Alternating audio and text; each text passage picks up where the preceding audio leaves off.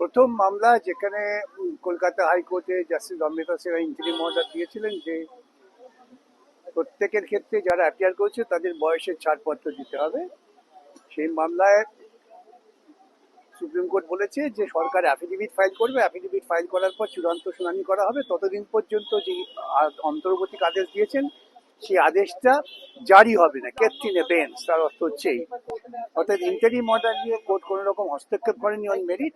যেহেতু ওদের অভিযোগ ছিল যে ওদের নাকি শোনেনি, সেই জন্যই অ্যাফিডেভিটের কথা বলেছে, আর্লি হিয়ারিং এর জন্য বলে দিয়েছে। এক, আর দুই হচ্ছে দ্বিতীয় মামলায় ওরা দরখাস্ত করে বলেন যে আমরা শেষ করতে পারিনি, অনেকগুলো স্টেপ নিতে হবে, এখনো রেকমেন্ডেশন আসবে, তারপরে মেডিকেল, তারপরে পুলিশ ভেরিফিকেশন, এইসবের জন্য সময় লাগবে, তাই একটু আমাদের সময় দাও।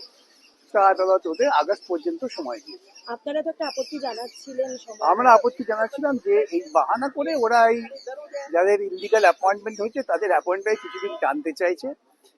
আর যেটা আদালতকে বলা যায় না, আমাদের মনে হচ্ছে সে সামনে নির্বাচনে ওরা এটাকে একটা হাতিয়ার করার চেষ্টা করবে, কিন্তু এটা ওদের পক্ষে বয়ে রাঙিয়ে হবে আর কি।